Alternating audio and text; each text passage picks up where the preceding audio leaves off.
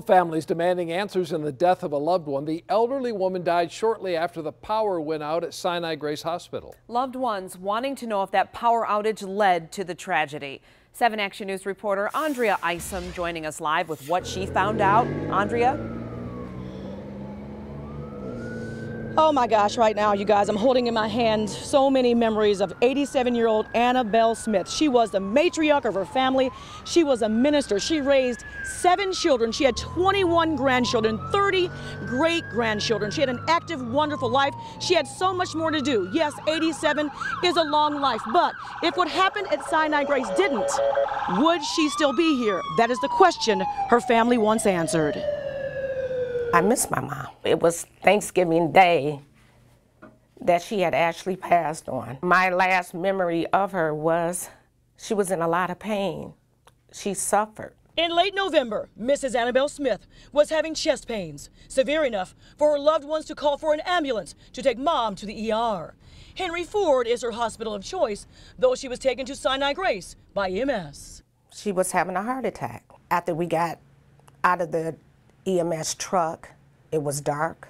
Mary was startled, confused, and then she says there was one unsettling situation after another. Their computer went down. The hallways are dark. The lab is dark. There's no power. And they were also told the elevators were down too.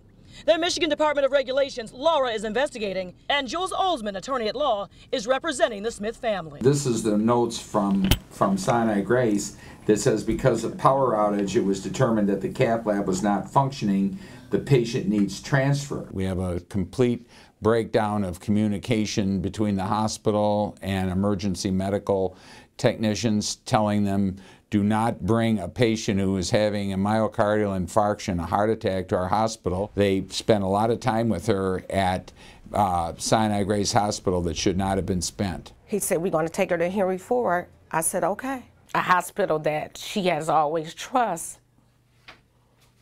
They're doing the best they can. Someone died because somebody failed to communicate. Well, the Detroit Medical Center, DMC, issued a statement which reads, "Our hearts are with the Smith family during this difficult time, and we have reached out to them after their loved one was transferred from our hospital during the DTE power outage. Power outages affect community resources, including the need to transfer patients who seek treatment at the hospital to facilities where appropriate levels of care can be offered during a power outage. The hospital worked with DTE to restore power during the outage, and we are supportive of any efforts DTE makes to power grid infrastructure improvements for the future."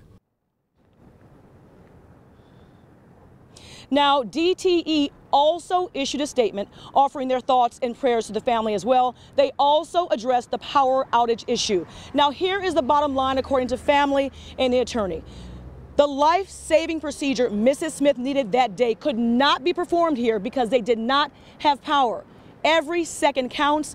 Every second can make a difference. They want to know would have. Our thoughts and prayers are with the family too. I'm Andrea Isom, reporting live. Back to you.